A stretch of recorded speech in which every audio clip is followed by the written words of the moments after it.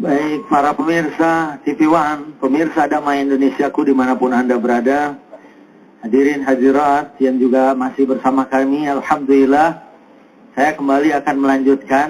Kalau tadi masih ada satu pertanyaan dari penelpon, nanti akan dijawab di akhir segmen oleh Kiai Haji Zainuddin MZ. Saya akan menambahkan tentang kedudukan ilmu, apalagi bagi para pemuda. Ya, kalau tadi kita dengar juga bahwa ternyata yang paling penting itu adalah komunikasi tadi. Antara orang tua sama anak, nggak saling menyalahkan, nggak gampang nunjuk, introspeksi. Komunikasi juga ada ilmunya. Sampai ada sekolahnya tuh untuk bisa bagaimana kita berkomunikasi. Nah, dalam kesempatan ini saya mau nyampaikan tentang fadlul ilm wa makanatul ulama fil Islam. Keutamaan ilmu dan kedudukan para ulama. Kita pengen ulama ini dalam definisi yang umum. Bukan ulama itu hanya orang yang paham tentang ilmu-ilmu keislaman. Tapi ulama artinya jam'u alim. Bentuk plural dari kata alim. Artinya orang yang memiliki ilmu yang banyak. Nah, orang tidak akan mungkin jadi ulama kalau tidak diawali dengan menuntut ilmu. Dan kalau tadi ada generasi alay, ya Bu ya, pakai celana di bawahnya kecil, atasnya lebar. Kadang-kadang atasnya kecil, bawahnya lebar. Pokoknya macem-macem. Ya, potongannya nggak benar. Saya sering istilahin pangrok, dikepang dulu baru dikerok gitu. Mungkin ada orang ngecat di komplek gitu kan, dia liwat, jadi pas kena yang biru, kena yang kuning, kena yang merah gitu ya. Awalnya karena dia kurang kerjaan. Sebetulnya kalau dia sibuk, apalagi sibuk menuntut ilmu, dan dia merasakan betapa menuntut ilmu itu adalah manis, insya Allah.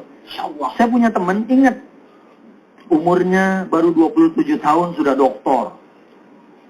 Wah, doktor, tahu nggak? Apaan? S3. Saya sering bilang, jangankan S3, saya ngambil S2 aja pilek, saya taruh satu gitu kan. Ini, nah makanya kalau kita lihat, yang pertama, awalu ayatin nazalat minal wahyil ilahi ala qalbi Muhammadin sallallahu alaihi wasallam asadat ila fadlil ilm.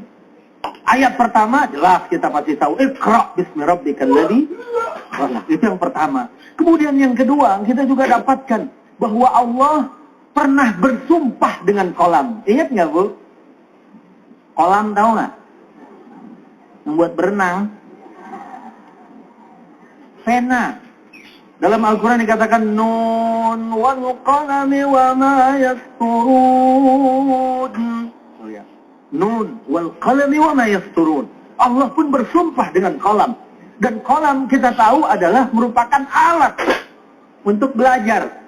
Kalau ada peribahasa dikatakan bahwa ilmu itu adalah al-ilmu faidun, ya, wal kitabatu qaiduha. Ilmu itu adalah buruan. Artinya kalau kita mau berburu, ya, memburu hewan gitu, ilmu itu bagaikan sesuatu yang mesti diburu.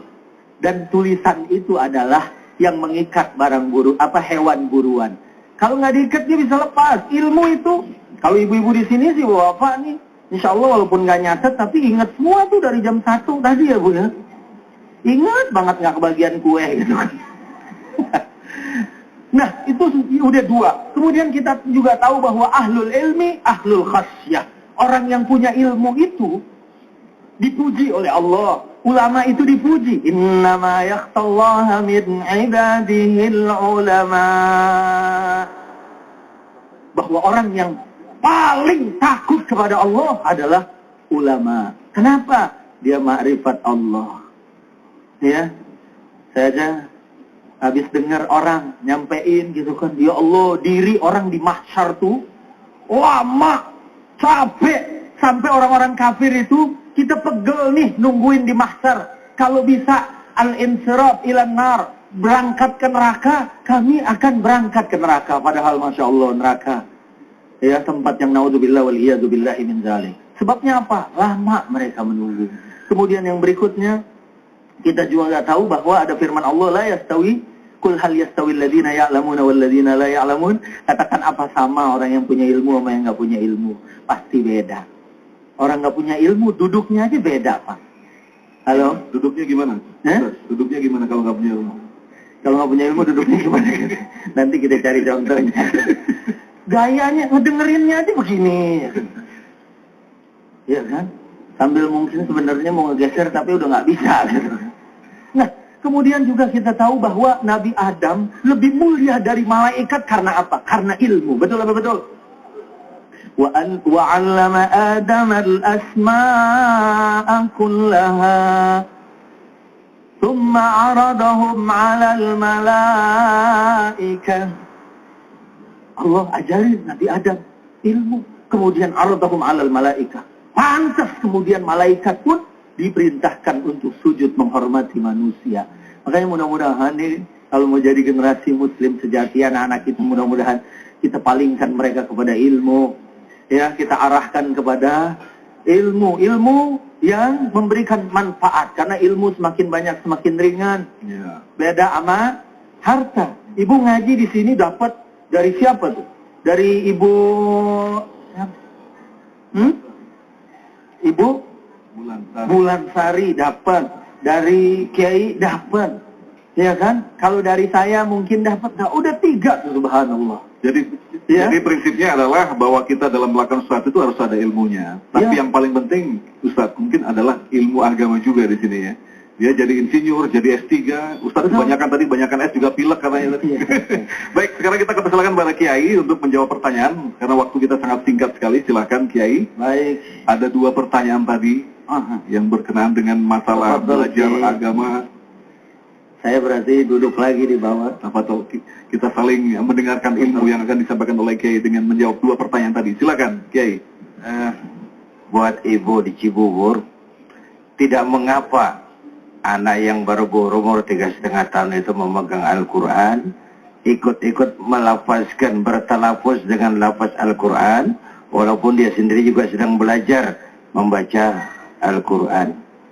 Malah kita bersyukur anak sudah berada dalam sebuah naungan Al-Quran. Yang kedua tentang konsistensi berjilbab.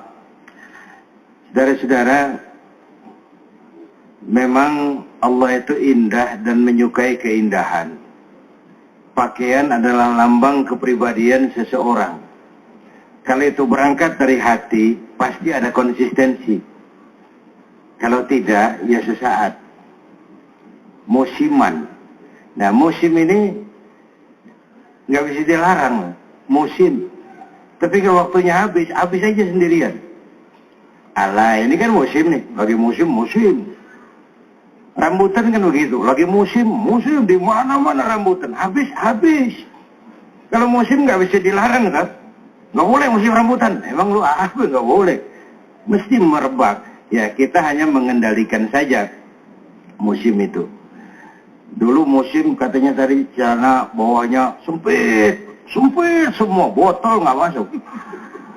Ganti cut lebar, jangan botol, monyet masuk ke dalam situ. Musim waktunya selesai. Kebalikannya itu Kiai. Kebalikannya. Musimnya selesai ya selesai. Karena itu saya rangkum buat anak-anak kita generasi yang akan datang. Pertama, kegalauan Nabi Yakub tentang anak-anaknya. Pertanyaannya sederhana. Ya bunayya, nah bukan seperti itu. Nabi Yakub kalau sudah mengeluhkan berpikir tentang anak-anaknya, pertanyaannya apa? Ma ta'buduna min ba'di. Nah, kalau bapak ndak ada umur, kamu nyembah apa ya? Ini orang tua bijak. Kalau bapak ndak ada umur, kamu jadi hamba siapa? Masih jadi hamba Tuhan atau hamba dunia? Hamba jabatan, hamba harta, hedonis. Ini. Mumpung masih ada bapak mau tanya nih, kalau bapak nggak ada, kamu nyembah apa nak? Tuhanmu siapa? Itu yang pertama yang penting. Iman, ini pondasinya. Kalau pondasi kuat, apapun mau dibangun di atasnya, insya Allah aman. Kalau pondasinya rapuh, bangunan cepat runtuh. Jadi anak-anak kita sebelum kenal komputer, sebelum kenal laptop, sebelum kenal Twitter, sebelum kenal email, yang harus pertama dia kenal, Tuhan saya siapa sih? Saya ini hambanya siapa? Satu. Ya Bu. Bu. Yang kedua, pesan Sufi tadi, ilmu. Dengan iman, hidup itu, dengan ilmu hidup mudah, dengan iman hidup terarah. Hidup lebih mudah karena ilmu. Jangankan ceramah, jangankan kerja, pakai kopi aja kudu ada ilmunya, Wan. Mau ceramah, mau kantor ya begini kopiahnya. Mau sholat diangkat dikit. Itu ilmu kopiah supaya sujudnya benar. Mau dagang miringin gitu. Mau main gaple palangin kalau perlu kayak gini. Orang pakai kopiah saja ada ilmunya, apalagi yang lain-lain. Ilmu. Yang ketiga, setelah iman, ilmu. Yang ketiga, anak-anak kita harus dilatih kerja keras. Lihat Rasulullah itu umur 9 tahun dibawa dagang pamannya ke Syam. Syam itu kan Syria sekarang. Jauh loh, Arab Saudi ke Syria. Umur 9 tahun Muhammad hidup itu peras keringat banting tulang. Jangan mengharap untung besar tanpa peras keringat. Ayo kerja keras. Ayo kerja keras, ayo kerja keras. Iman, ilmu, dan kerja keras. Dengan tadi berangkat dari ing ngerso sung tulodo, ing madya mangun karso tuturi handayani. Luar biasa sekali, Kiai. Memang banyak sekali hal-hal yang akan kita bahas lagi, tentu saja di segmen terakhir nanti. Kita akan mendengarkan kesimpulan dari Kiai tentang apa yang telah kita diskusikan hari ini, kemudian tentang tausiah kita hari ini, bahwa ternyata untuk menjadikan pemuda yang Al-Qur'ani bukanlah pekerjaan yang sangat mudah.